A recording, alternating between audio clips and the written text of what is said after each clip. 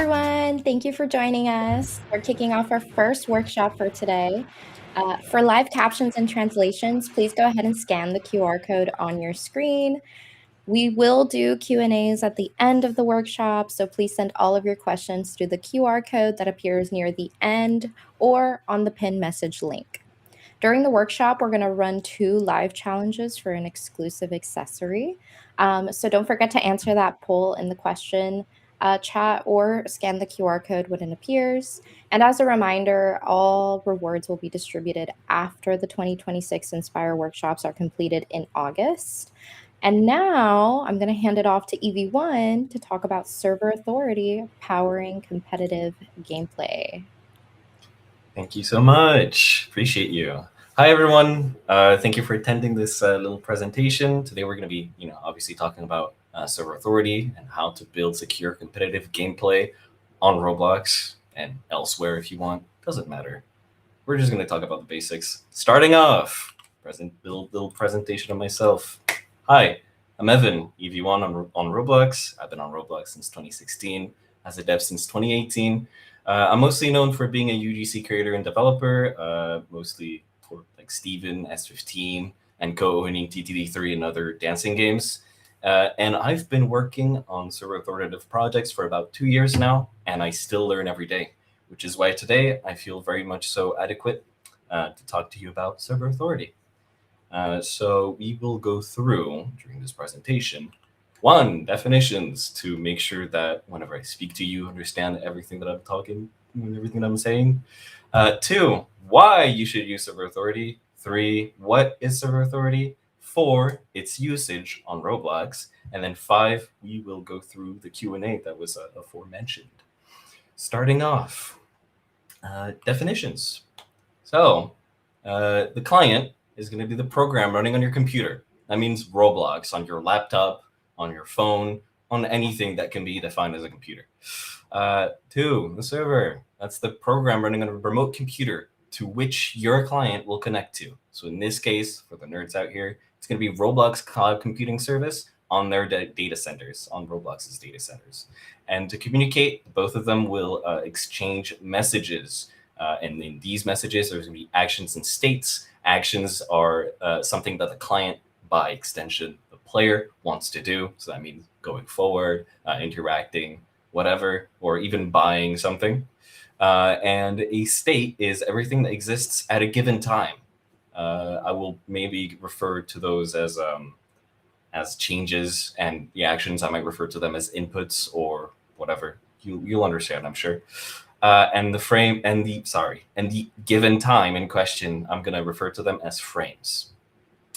So starting off, why you should use server authority.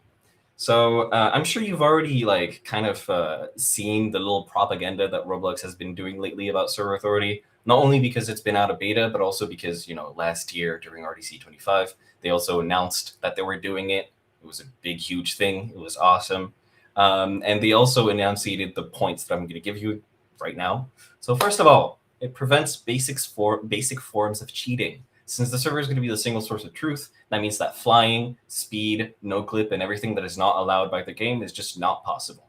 Second of all, it will avoid undefined behaviors, just like flying, speed, and no clip or whatever. But this time caused by ping, lag, frame drops, or just making interactions in general more realistic. And 3, it creates fair and smoother gameplay regardless of the user's device. That means that even if you're on a phone, even if you're on a laptop, even if you're on the biggest gaming computer, you will still get the same end result at the end, because that's the server sending you what is the end result. Even if it's not as simple as it serves as an effective anti-cheat, it basically just sets you up to a good path to prevent all of that. It isn't as full-on silver bullet, though. You need to keep good security practices in mind while working with server authority. I cannot stress this enough. Please check your code. Triple check your code. It doesn't matter. It does matter, sorry. Anyway, what is server authority? So whenever we talk about server authority, most of the time, at least on Roblox, we're not actually talking about server authority itself, or only about server authority itself. Server authority, sure, is a really important part of the equation, but there are actually multiple things in action whenever we enable it on Roblox. The things in questions, there are 3 principles. It's going to be server authority, prediction, and not in this case, but I want to include compensation. It's not technically on Roblox yet, I hope, but it is possible to implement it in Lua using server authority on Roblox. And in this case, it constitutes the server authority model, at least in my mind. I will explain both, like all of these concepts to you, starting with server authority. What is server authority by itself? It's really simple, as I said earlier. It's literally just means that the server is going to be a single source of truth. What'd that mean? Imagine a little scenario. You're on a game, you're the client, there's a server, and you have a little character that the server has given access to you. You can control that character by moving around, and right now we'll say that it starts off at position 000, both on the server and on the client. So as the little player that you are, you want to go ahead and move. You want to go forward, and then the client will see that, and instead of in this case, since we're in the server authoritative environment, instead of doing it itself, the client would go like to the server. It'll go like, "Hey, I want to go forward. Here's my input." And then the server will go like, "Oh, hey, this player, they want to go forward. Let's move their character. Let's update their position to 0, 0, -1, and then move their character." And then after that's done, you can see that on the client right now, there's no changes because we're waiting on the server to give the changes. And whenever the server actually sends the changes, it's actually going to update on the client as well. So it'll update the position to 0, 0, -1 when the server sends it, and then it'll update the position, blah, blah, blah. You end up with the same position at the end. But you'll tell me, Evan, what if there's ping? What if there's a huge delay between me and the server? What if I have 250 ping? Well, in that case, the round trip is going to last like half a second. Kind of sucks. You really don't want that. So that's where prediction comes in. Prediction, really simple concept. Once again, it's also in the name. It just means that the client will be able to predict the outcome of an action, but it must validate that prediction against the server's result. So in this case, let's imagine the same scenario, except this time we'll count the frames. So on frame 0, the position of the player is going to be at 0, 0, 0. Okay, cool. So, once again, being the player that you are, you want to move forward. This time, instead of instantly sending the result to the input to the server, the action to the server, the client will go like, okay, so the player, they want to go forward. So I'm just gonna nudge their character forward. I'm gonna put them at position 0, 0, -1 at frame 1, and you get that end result. And then it will send the input to the server, and it'll go like, hey, I want to go forward on frame 1. And then the server will be like, okay, that player wants to go forward on frame 1. They will go forward on frame 1. I'm going to move them to 0, 0, -1 on frame 1. And I'm going to update their character's position. And then the server will send back the result. It'll go like, hey, here are the changes at frame 1. Here's the world. Here's the state at frame 1. And then the client will go like, okay, I received position 0, 0, -1 at frame 1 from the server. It'll check back on what they actually predicted beforehand. And in this case, since it's the same thing, it'll go like, okay, all is well. I don't have to do anything. And, at frame 2, you'll end up with the same position. And at least the same time, technically, it's a bit more complicated than that. But it just means that the client is a lot more responsive now because there's no round trip to be had until you need to do the verification. But imagine for a second, same scenario, but something goes wrong. Oh, scary stuff. So you have at frame 0, position 0, 0, 0. And then you want to go forward, but misprediction, 0, 0, -2. It's not the same thing as the server is predicting, as you can see right there. Whenever the client sent the input, it went like, I want to go forward, and it'll update the position on the server to 0, 0, -1 at frame 1, instead of at frame 1, 0, 0, -2, which is on the client. It's wrong. And then since you're impatient, you want to keep going forward, so you predict something once again at frame 2. You want to go forward, you end up at 0, 0, -3, and then you send that input to the server. You go like, hey, at frame 2, I want to go forward.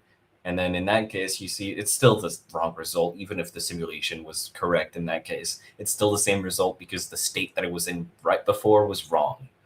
So that means that whenever the server sends the changes to the client client will go like, hey, at frame 1, I got position 0, 0, -1. It'll check back, it'll see that it's wrong, and it'll go like, oh, there's a difference. Let's resimulate. Resimulation. It's really simple. It's going to wipe all of the results. It's going to keep the inputs, but wipe all of the results. And then it's going to take whatever it received from the server. It's going to put it back to which frame it was assigned to. And then it's going to go back to the present by doing all of the actions that were done by the client. So, well, by the player in that case. So in this case, it's going to be forward once again. So at frame 2, you'll end up at 0, 0, -2, just like on the server. And to validate that, the server ends up sending the changes from frame 2, and it gets position 0, 0, -2 at frame 2, all as well. You end up with the same position at frame 3. Great work.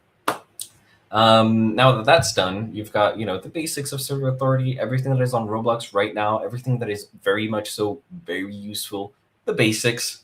Now let's talk about compensation, because it's something that is really important for games like shooters. So compensation is the idea of rolling the server back to the moment of the action, based on what the client saw. Let's imagine a similar scenario. The server is continuously sending the updated state for each frame, but this time the entity is not controlled by the client at all. So that means that there isn't any prediction involved, and that means that there's also going to be the delay and everything. It doesn't really matter because you're not controlling the thing, but at the same time, if you want to interact with it, it does matter. And on top of that, there's a 2-frame delay. So that means that 1, 2, still no changes. At frame 3, it receives frame 1 right there. You can see frame received, frame 1. It's amazing. It's amazing. There's a delay. It kind of sucks. It doesn't really matter. There's a clear delay at least. And then you can see that frame 4, it receives frame 2. At frame 5, it receives frame 3. And at frame 6, it receives frame 4. It's always a 2 difference. I already explained that. So now let's imagine the same scenario, except the client this time is able to fire a ray or a bullet in the center of the screen. So, 1, 2, 3, 4, and then you can see that the client, whenever it received frame 2, it goes like, hey, I want to shoot. So it shoots, and then it wants to send the server the message that, hey, I shot a frame 2. But in this case, same exact thing. The the message is going to take 2 frames to arrive to the server. 1, 2. As a result, the server is now on frame 6 instead of frame 2, and the entity is no longer in the same position. But in this case, the client explicitly told the server that the shot was fired on frame 2. That means that the server is going to be able to roll back to compensate for the delay. It'll roll back to the state of frame 2, and it'll simulate the shot requested by the client. As you can see, the entity is right in the middle of the screen, exactly where the client saw it. Great work, amazing. That's all I wanted to explain to you. And now that you know the core principles behind server authority, I encourage you to scan the QR codes that are now shown on the screen if you want to learn more about the topic.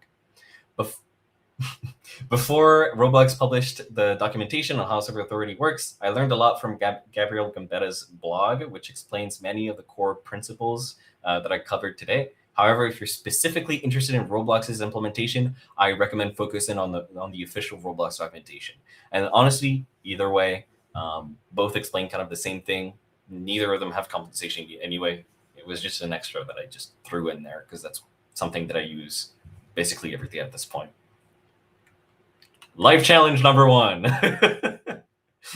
What is server authority? It's an anti-cheat system. Or B, it's whenever the server has the final say over what happens in the game. C, each client decides its own version of the game. Or D, it's just a way to make the animation smoother. I will give you time to answer that.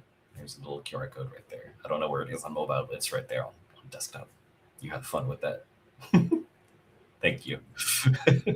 And as a reminder, everyone, rewards will be distributed after all Inspire 2026 workshops are completed in August. So you only need to submit this challenge once. We'll give you a couple more seconds to get your answers in, and then ev1 will continue with their presentation. Yep.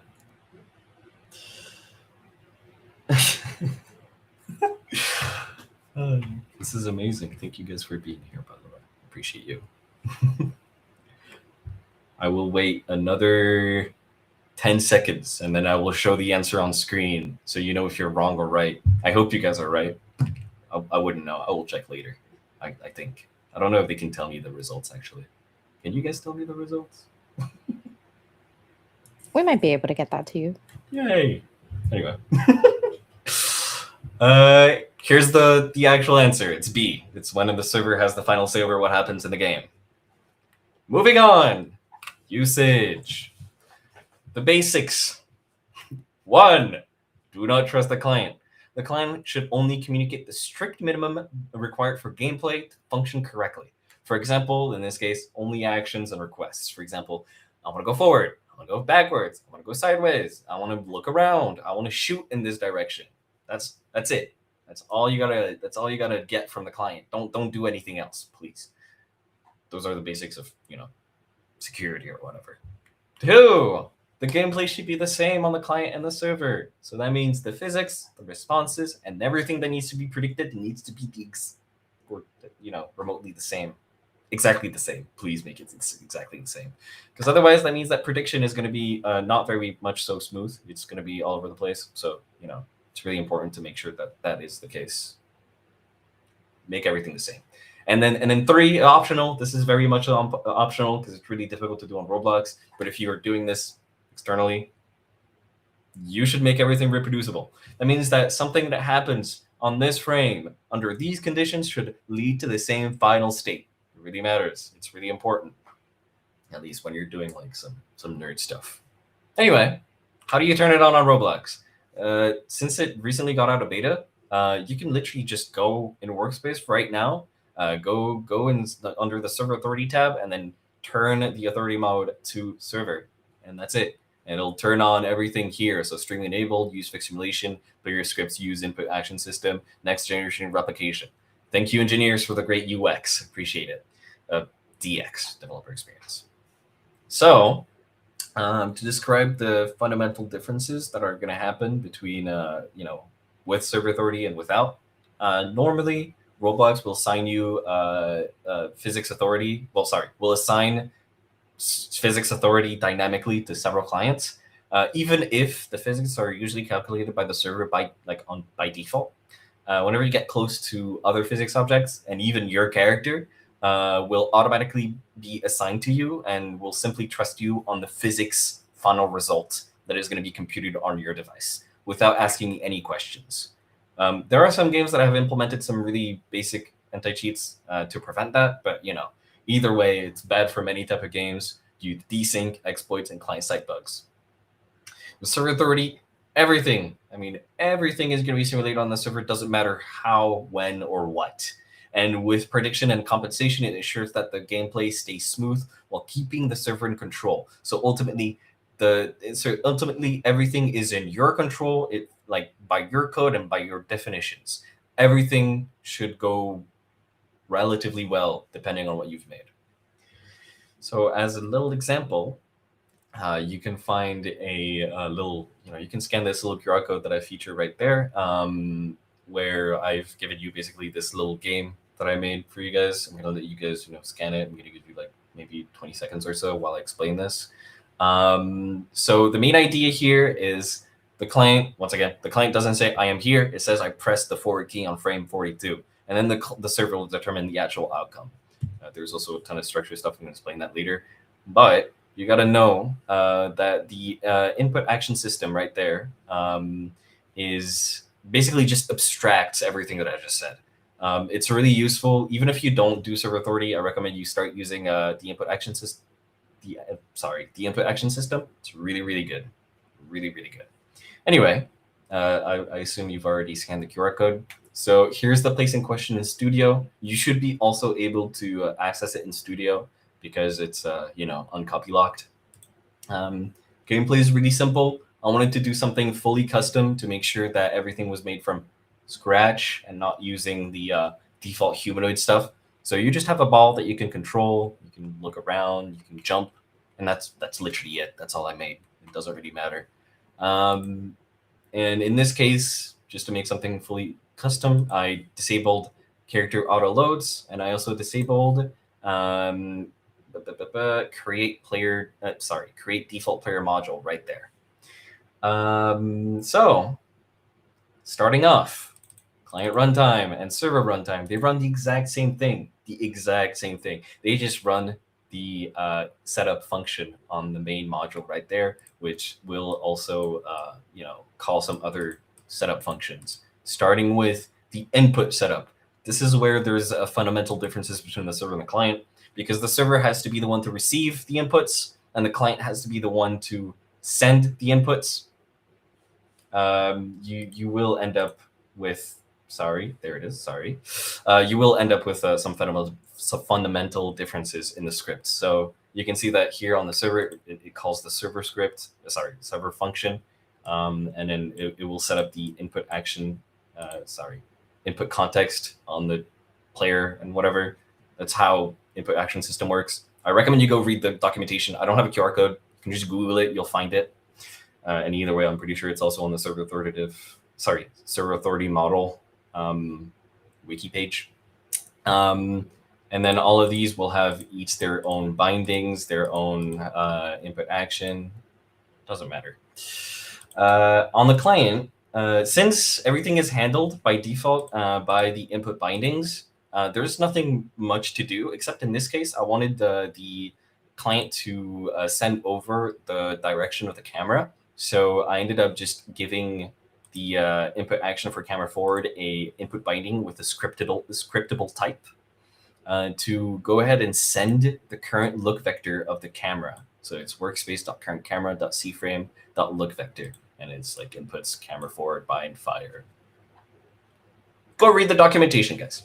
Going back to main, it will also call simulation.setup. Simulation.setup, what it do? Really simple. There is like some shared code right there, but there was also a bit of a difference here, just to do some really basic stuff. For example, on the server, it will go ahead and clear the ball whenever someone leaves. And on the client, it will handle all of the camera code, because I had to write my own custom camera code because I disabled all of the default modules. So, I kind of had to. You can copy this if you want. And then it will bind to simulation.step at 60 hertz. And what does simulation.step do? What it do? Sorry, my bad.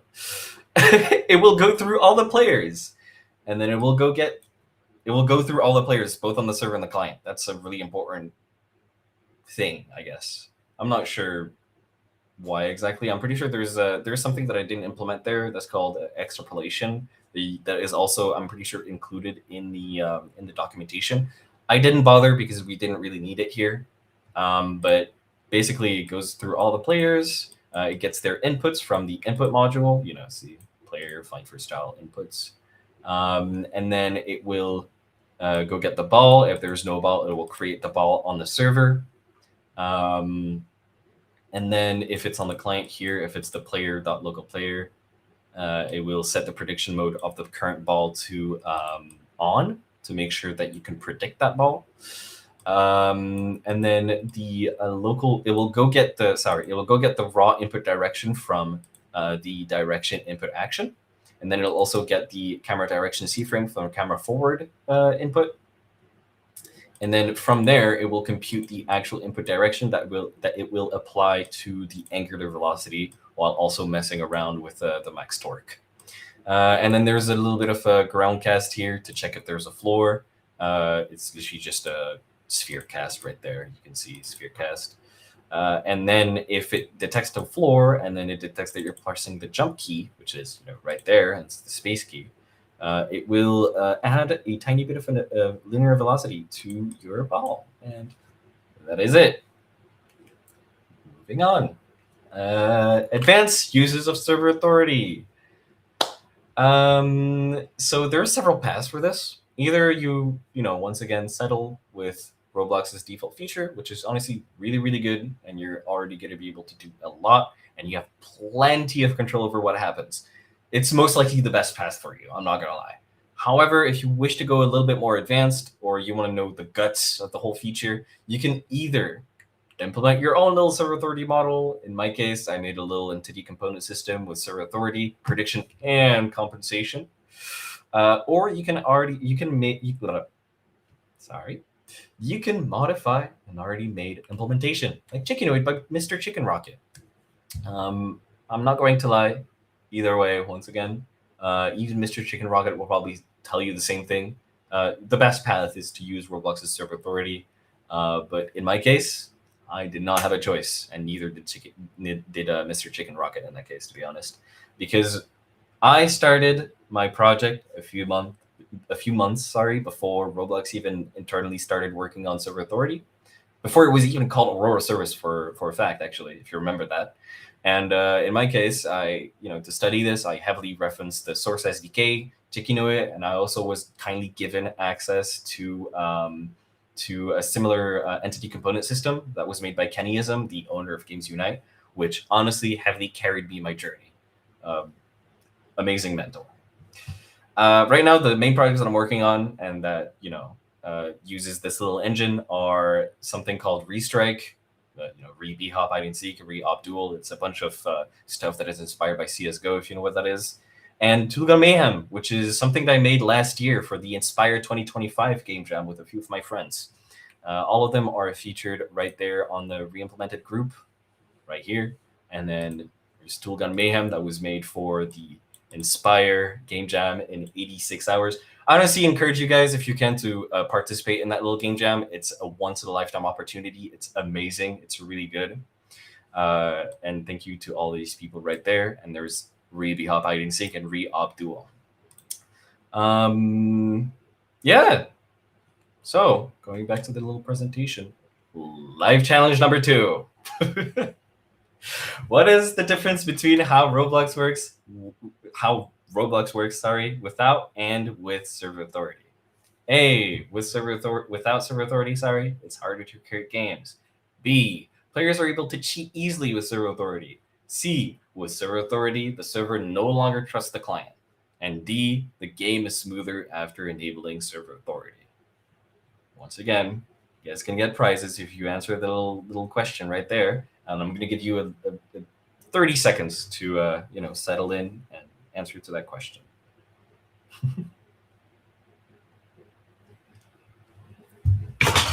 Oops, sorry.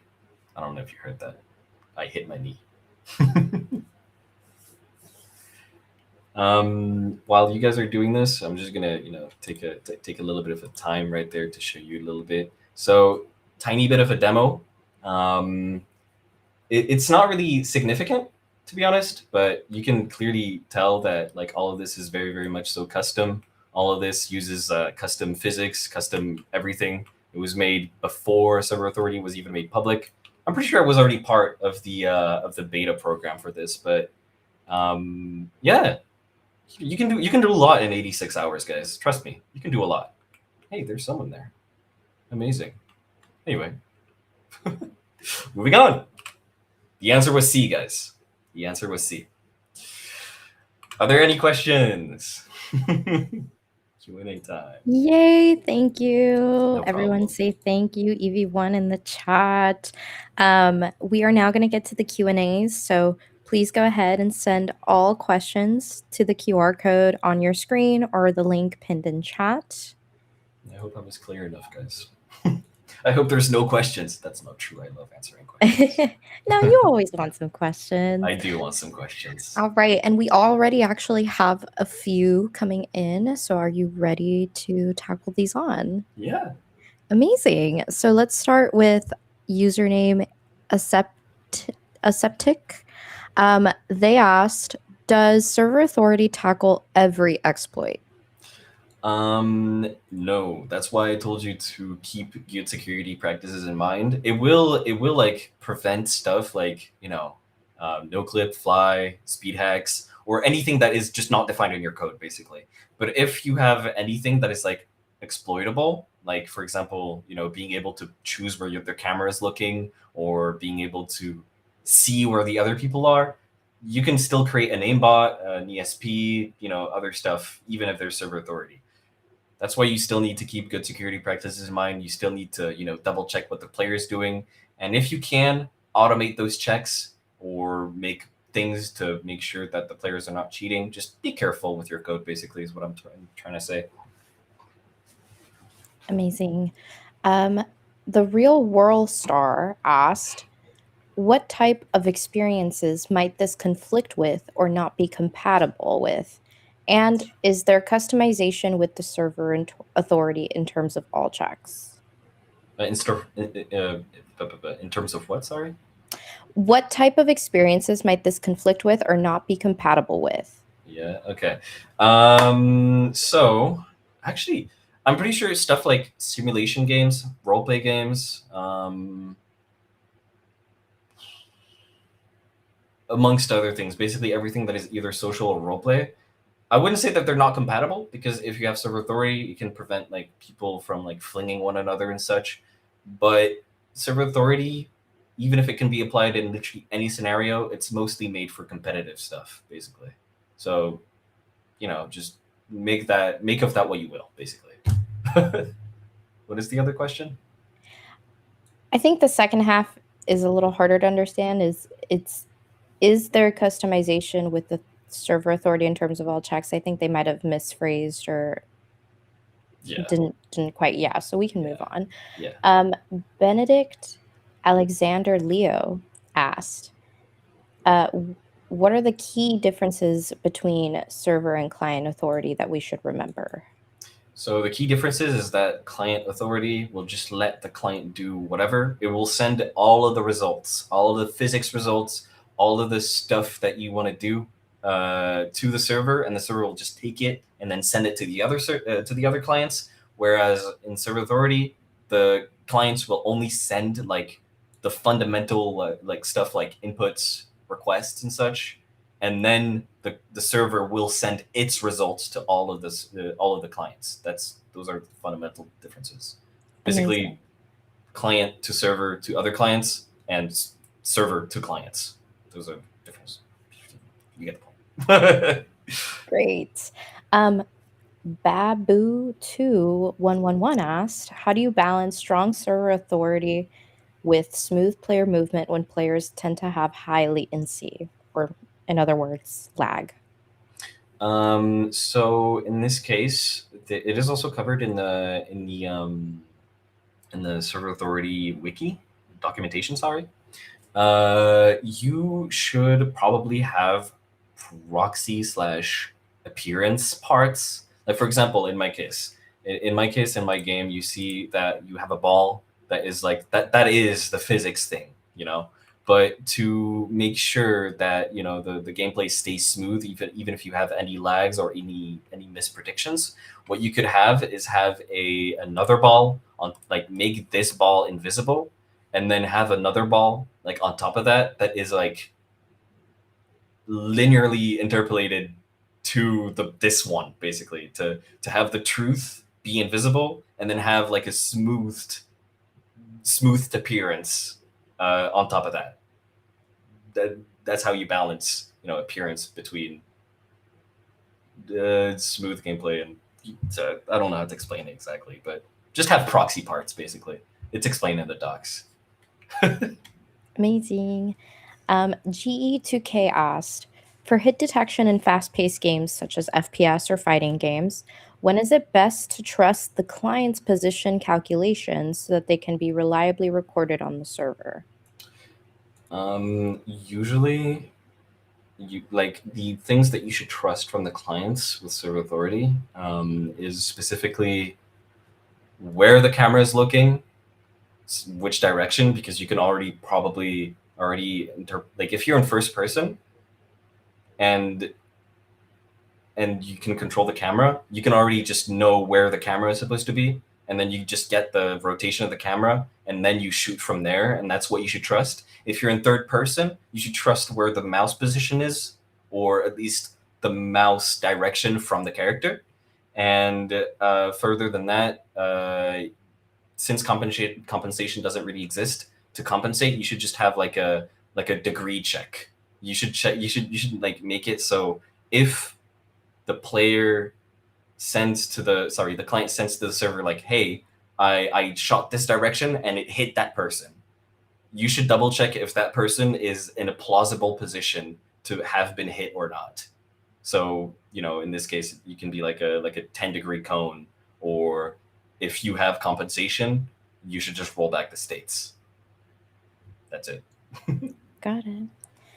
Nope's Bucket asked, how well does server authority scale with the number of players and physics objects, since the server now simulates everything along with every client? Uh, Roblox's server authority is really good. You underestimate the power of Roblox servers. You can probably have like a server maybe 50 to 60 people with the default stuff because of how it's made a native. But if you're having a custom implementation, make sure that is really optimized. If not, you can only have a few people. Just trust the Roblox servers, basically, and then you'll see if your application of server authority is compatible with how many players you want. It is. I'm pretty sure it is possible to have like 100-player servers with server authority on Roblox at this point. You can always just lower the simulation rate right there by setting, instead of 60 hertz, you can put it at like 30. It's a good compensation, I guess. It's a good balance. And on the subject of that question, Babutu111 also kind of asked, does moving does moving more calculations and validation to logic to the server impact performance and memory usage? Do you have to optimize for large multiplayer servers at all? Uh, I'm gonna answer really broadly. Yes, in general, you should always optimize your code as much as you can, or at least optimize your result or whatever. And yeah, no, you should just optimize your code as much as you can. Normally, the Roblox servers, once again, are totally able to do its own calculations with its native physics engine really well, so you don't really have to worry that much. But if your code is really badly optimized, or if your assemblies are really, really complex, this is where you should worry.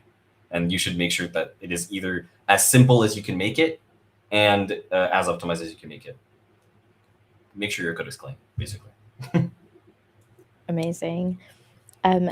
StephX_S asked, what would be the best way to have dashes that feel like if they were ran on the client without server authority? I'd assume it's running both velocity objects on the server and client, but from personal tests of my assumption, it's a bit snappy. So I'm gonna go back to the proxy thing because, like, okay, if you have shared behavior between the server and the client, and you made sure that your dash is gonna be the exact same on the server and on the client, then it should be completely fine. But with the default, for example, with the default humanoid stuff, there's a lot more misprediction going on, and there's also no default like proxy appearance, so it doesn't do any smoothing. So there's always going to be some stutters, and unfortunately, you can't really alleviate that unless you make your own proxy interpolated stuff. But if your code is fully custom, all of your physics are fully custom, or rather, physics responses are fully custom, and all of the inputs are also fully custom, I'm pretty sure you should be completely fine. There shouldn't be any hiccups unless there's lag. Um, just just just use smoothing, basically, is what I'm trying to say. Either use smoothing or make sure that everything is custom. Amazing. And this is our last question from Amazing question. BQLFLIFE. BQLLF Life. There we go. For an existing competitive game that already relies on client-side networking, what would be the biggest challenge when migrating over to server authority? It would be translating your code from something that only runs on the client to something that runs on both the client and the server. And especially if you're relying on humanoids, it might be a tiny bit difficult to make sure that everything is smooth. And you might end up having to do the smoothing I was talking about earlier, where you have like a proxy humanoid and then another character that is placed on top of that and then smoothed whenever there's mispredictions. Those are the main challenges. But if you have like already defined behaviors that you want to translate into something fully custom, that's the best path, basically. That's the reason why the example that I'm providing here, it has like fully custom stuff, because I know that right now making use of humanoids on its own is kind of a pain. So yeah, the main challenges are just translating the code, basically, making sure that the behavior is the same on the client and the server. Amazing. Well, thank you, ev1, and thank you everyone for joining today. Let's give a round of applause to ev1 in the chat. We are going to wrap up. I hope everyone had a great time. Just remember that Inspire is happening all of this week, so you can stay tuned for our next workshop, AI in Roblox Studio, Best Practices with LLMs and MCP, happening later today at 11 a.m. PST.